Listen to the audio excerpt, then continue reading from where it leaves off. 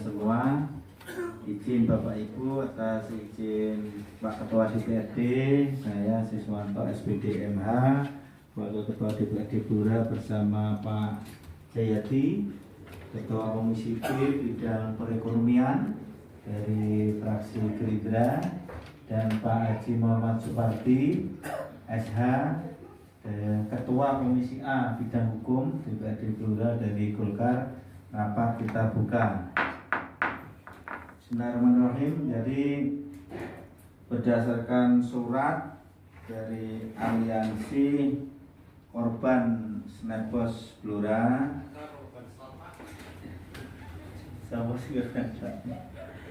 izin jadi kita mengundang Bapak Ibu sekalian, ya. Izin tadi kita baru selesai rapat juga, jadi rapatnya udah jam 8, tadi ada rapat lain juga sehingga baru bisa membersamai Bapak Ibu sekalian. Jadi kita sudah melihat tayangan di media, tetapi kalau kita ini kan berbasis fakta, oleh karena itu silakan dari Bapak dan Ibu yang mewakili para korban ini ya, penipuan investasi bodong berbasis aplikasi Snapbos Blora. Nah, ini apa yang nanti bisa kita bantu, apakah berhubungan dengan OJK atau diteruskan kemana, karena setahu kami kemarin informasinya sudah di area yang lain juga, karena di sini kan area politik dan aspiratif. Oleh karena itu kepada koordinatornya Pak Johan. Nah, Pak Johan ini satu kelas sama saya kuliah, nah, S1 ya, jadi satu kelas, satu kos juga, satu tempat tidur. Nah, Pak Johan orang top lah pokoknya Pak Johan. Ini korbannya 725 orang. Ini enggak termasuk yang kena tipu. Oh, Masya Allah. Iya. Monggo disampaikan Pak Johan Hadi Saputra SPD selaku koordinator, kami silakan. Bismillahirrahmanirrahim. Assalamualaikum warahmatullahi wabarakatuh. Yang saya hormati Bapak Ketua Dewan yang mewakili dan Bapak-bapak dari komisi-komisi yang mewakili. Baik, pada waktu hari ini alhamdulillah kita diberi waktu di sela-sela kesibukan Bapak untuk menemui kami warga Blora, istilahnya mau mudoroso Pak, karena memang beban kami itu berat karena oleh aplikasi yang dibawa oleh seseorang yang memberikan harapan, memberikan keyakinan, penguatan dan sebagainya, itu membuat kami tetap serius dalam aplikasi itu. Dan di waktu ini tujuan kami adalah Bapak menawarkan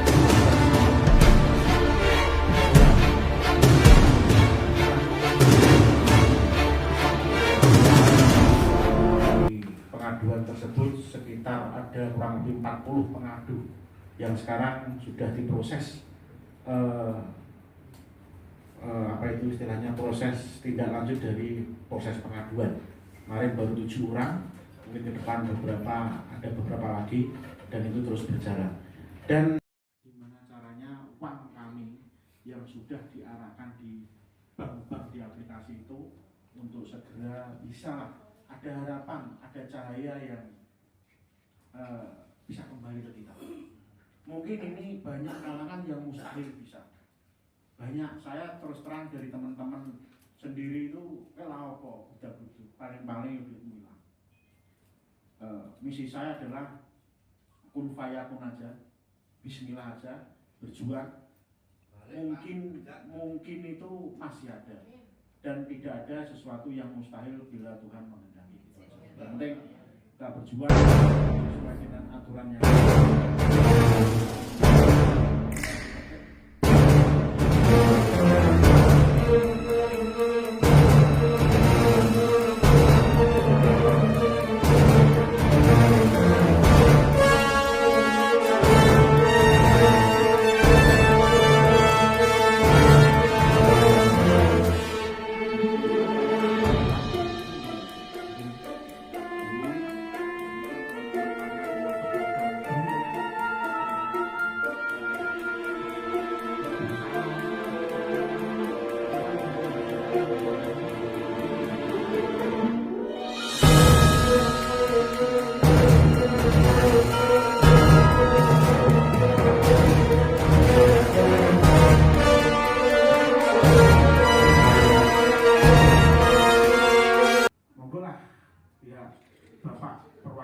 rakyat, karena kami rakyat yang mengadu ke wakil kami supaya menindaklanjuti ini dengan serius, dengan istilahnya jangan jangan loyo untuk mengawal proses ini sampai tuntas seakar-akarnya, sampai pengembalian dana kami, atau mungkin nanti bahkan bisa diarahkan untuk ke, ini saya juga belum tahu endingnya seperti apa Pak. Yang penting kita berjuang. Jadi intinya penyelenggara Snapbus di Blora yang membawa siapa pertama, yang mengembangkan siapa, ya itu harus tanggung jawab. Tanggung jawabnya apa ya monggo. Kami sebenarnya masih menunggu itikat baik. Kami misalkan seperti saya, guru berlembaga, saya sudah berulang kali itu minta itikat baik melalui kepala kami. Sudah disampaikan, sampai detik ini belum ada itikat baik ke kami. Bahkan kemarin mau diurusi intern dulu misalnya di lembaga kami, itu juga belum ada itikat baik. Bahkan di lembaga kami sebenarnya juga banyak sekali. Dan lembaga kami dari luar itu dikuyok-kuyok. Lembaga yang luar biasa kok bisa seperti itu. Sebenarnya ini virus yang memang dibawa, dikembangkan oleh seorang yang bekerja di lembaga yang munafik. Lembaga yang saat itu beliau KTU PLT. Jadi luar biasa. Hari modalnya kembali kok. Itu pertama. Yang kedua, kita masuk sistem itu dengan membuka aplikasi yang namanya Snapbus melalui link. Terus terang kaki tangannya beliau itu kan banyak. Saya masuk linknya itu lewat teman saya, namanya Pak Poyot.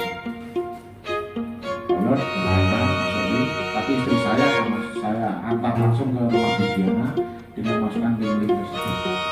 Link tersebut dengan deposit, misalkan kita transfer ke PT yang di aplikasi itu, kita diarahkan untuk transfer di situ. Itu ada namanya PT Faskit, PT Tera, PT Gema, dan ada pokoknya. Setelah kita masuk, kita diarahkan untuk membuka aplikasi itu dengan panduan. Misalkan saya, nama saya kemarin panduan semua di rumahnya. Nah terus di situ ada omong-omongan, saya juga tanya. Karena ditawari rumah juga berkaitan dengan motor, ditawari juga berkaitan dengan mobil, sebenarnya orang ya memberikan keyakinan saya. Kita masuk aplikasi itu dengan cara kita itu mendeposit misalkan 10 juta. 10 juta nanti dari bulannya itu sekitar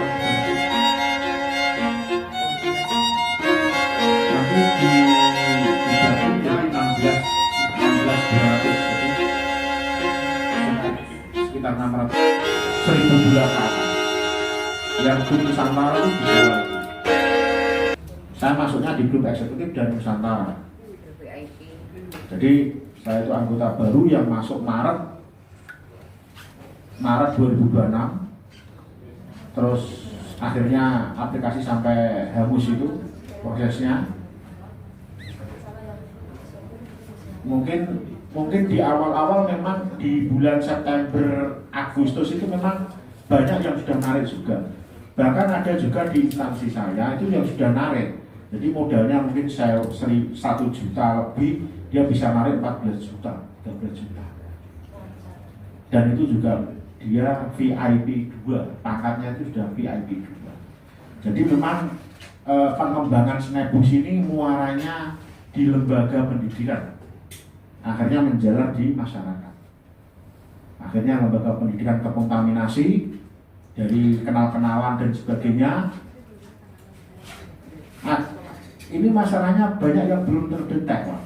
Tapi saya tahu di Cepu, SMA Cepu itu ya ada, Jepon itu ya ada, SMA 1 ya malah banyak karena dianggap menjadi pusatnya tadi, markasnya. Jadi secara otomatis ini sudah menjalar ke dua pendidikan, dan mungkin di antara yang ikut itu kadang mungkin agak takut atau gimana untuk bersuara. Mungkin karena gurunya yang nekan atau gimana, pokoknya jangan membawa nama sekolah dan sebagainya, nanti malah merusak nama baik dan sebagainya. Itu monggo, itu privasi mereka. Jadi begitu hebatnya virus ini, mungkin dengan adanya yang narik juga itu juga meyakinkan orang yang ikut akhirnya gedok tular, endingnya yang paling bawah itu harus. Apakah, pertanyaannya, apakah orang yang mencairkan itu juga uang-uang dari kita yang sudah terkumpul? Karena ini terus terang aplikasi ini saya curiga sudah permainan. Tidak ada itu urusan luar negeri dan sebagainya. Semua sudah dimainkan dengan begitu luar biasa. Jadi kami intinya menuntut bertanggung jawab siapa pengembang pertama di Blora yang mendirikan itu harus bertanggung jawab. Sampai saat ini belum ada itikat baik atau bentuk pertanggungjawaban pada kita yang signifikan. Jadi seperti itu model-model modus pengembangan tetap berjuang. Yang penting artinya pengembang sendiri sendiri juga bertanggung jawab. Mungkin ada pertanyaan lagi?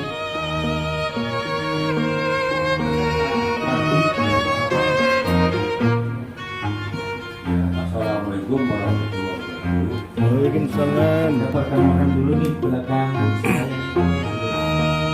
Ini hadir Pak Setiawan Nama dari BKP dan ini Ginjal. Terus Pak Insinyur Siswanto ini dari Golkar namanya Dodok namanya. Kalau ini Mbak Vela. Nah ini yang Tidak digondali. Saya tetap daripada itu, marilah kita kurang. Jadi di sini ada dua muara yang harus kita cermati. Ini sudah masuk ranah hukum. Yang kedua, kita menyikapi supaya uang dengan ini siapa ini bukan kerjanya jenengan ini bisa balik. Nah ini Bang, kalau kita runut ke belakang, ini metodenya gimana nih? Apa seperti nomor? Apa ada brokernya, storing broker? Apa dengan itu story yang gue PT atau gimana? Kita kan belum tahu. Yang jelas ini kan gini ya. Ini sudah menjadi sudah di ranah hukum ya. Sudah lapor di polisi. Lah sudah ditangani ya. prosesnya sudah berproses. Makanya gini, yang bisa kita lakukan saat ini adalah mengawal proses hukum yang dilakukan di Polres Blora. Kemudian dari Pak Mas Wakil tadi untuk selalu berhubungan dengan OJK, mencermati dan menganalisa uang-uang jenengan tadi atau berhubungan dengan OJK untuk supaya mengusahakan uang jenengan kembali. Ini yang bisa kita lakukan. Makanya ini kebanyakan jenengan berapa? Mbak, jenengan berapa? Korban berapa juta? Iya. 10 juta. Mas Juan berapa? Saya total 150. Iya mah ini. Saya ada tahu ya. Persen jenengan ibaratnya mobil kadang didol di itu. Kadang punya sapi didol, mereka pengen itu berlipat-lipat. Ini memang dan yang apa yang bisa kita tempatkan mati. Dengan kejadian ini lepas dari tanggung jawab kita ya. Pak Wakil nanti Mas Des nanti mohon pilih dengan yang punya channel ya. Kita ini runutnya gimana? Yang penting nanti ada torong-torong uang bisa kembali. Namun lepas daripada itu, memang dengan ini termasuk yang apa tuh mengedukasi. Jangan sampai ada korban-korban yang lain ini dengan bisa mencuat di permukaan di media nih. Dari korban netbos ini sudah tahu semuanya. Dan ini Pak Jurun tadi 150 juta ya. Variasi. Ada 10, ada 15, Ada yang 170 sudah. Satu orang 170. Lah itu gini yang kita cermati, di sistemnya ini kan sudah di ranah hukum, ya. Yang bisa kita lakukan saat ini adalah selalu update terhadap perkembangan masalah jenengan. Yang kedua, nanti mohon kalau tadi Pak Ketua bilang bisa masuk ke ranah OJK, nanti mohon ingat ini arahnya gimana? Nah tapi kan duit ini ya nggak ada barang yang mungkin ya, nggak ada barang nggak mungkin artinya mbok 1% pun ada peluang balik ya mengapa tidak? Tapi jangan saya garis bawahi, duit jangan nggak balik, ojo DPR dihancur DPR nggak balik, ojo jangan gitu loh ya. Ini kudu yo karena ada aduan ke korbannya jelas, harusnya ada tersangka gitu. Nah, kan dengan yang karpe kan tidak cuma tersangka saja. Nah iso ya diusahakan liku-liku jalan seperti apa, jadi iso. Sebenarnya gini Pak, kami pun itu juga kalau dia masih itikat baik, kalau ada itikat baik ke kita sebenarnya masih membuka peluang untuk kita itu, misalkan untuk diri saya sendiri Pak ya, misalkan ya. Nanti kalau sudah dia ada itikat baik, saya insya Allah menyambut laporan saya.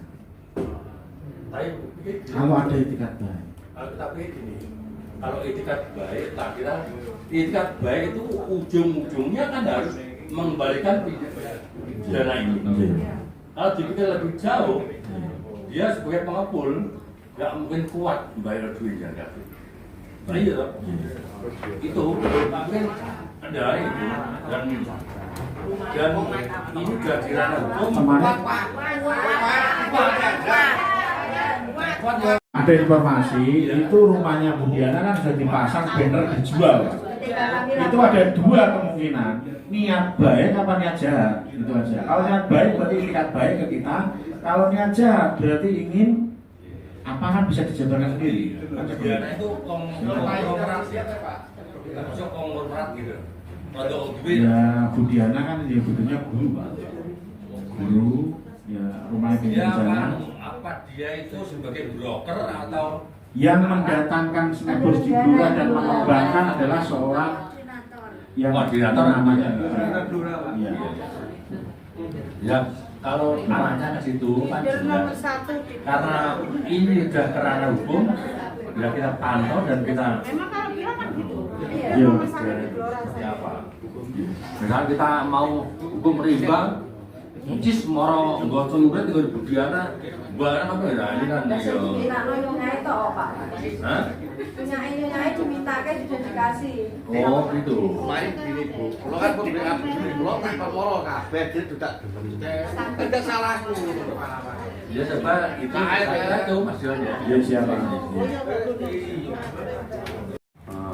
Izin Mas Pimpinan.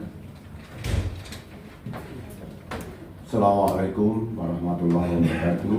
Waalaikumsalam. Selamat pagi, salam sejahtera untuk kita semua. Yang kami hormati saudara pimpinan Mas Siswanto, Pak Ketua Komisi A, B, dan teman-teman yang hadir di sini, serta Bapak Ibu notabene yang menjadi korban aplikasi Snapbos ini ya. Kira-kira korbannya ada berapa ini Bapak Ibu?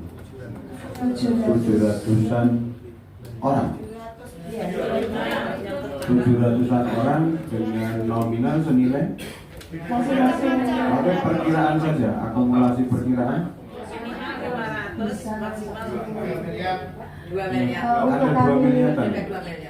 Untuk kami pelapor yang hanya sekitar pelapor ya, kita lapor di Polres sekitar ada 35 orang ya itu sudah senilai 650 jutaan kita ambil.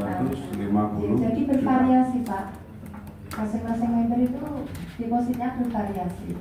Ada yang 500.000 karena terendah 500.000 senilai 30 dolar. Ya.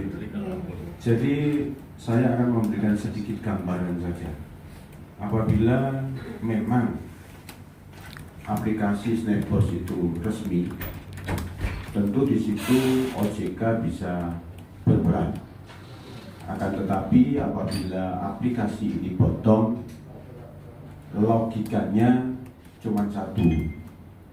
Nah, jangan berharap uang kembali bila aplikasi ini bodong, di sisi online-nya tidak bisa diharapkan lagi. Akan tetapi di sisi offline-nya masih bisa diharapkan. Ini sekedar wawasan ya.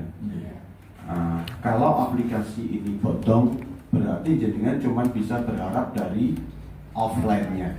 Yang online-nya ya wassalam. Karena aplikasinya bodong. OJK mau mengawasi apa jika aplikasinya bodong? Ya enggak? Kalau resmi sisi online-nya bisa tercover.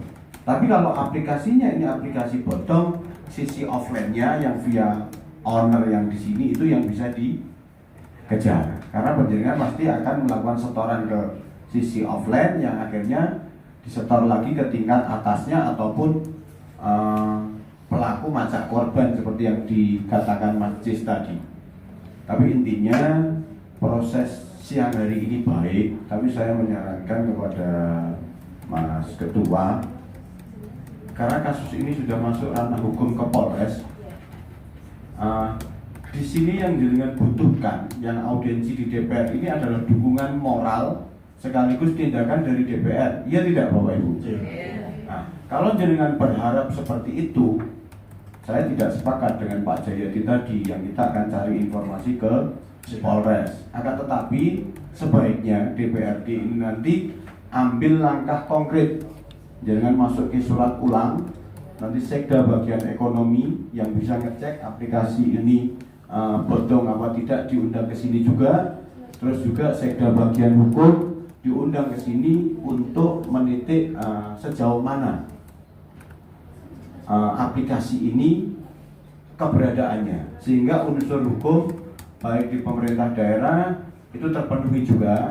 Sekalian Polres juga kita undang untuk menyampaikan sejauh mana penyelidikan yang dilakukan oleh teman-teman Polres. Jadi kita pastikan di sini Polres bekerja maksimal. Harapannya cuma di situ.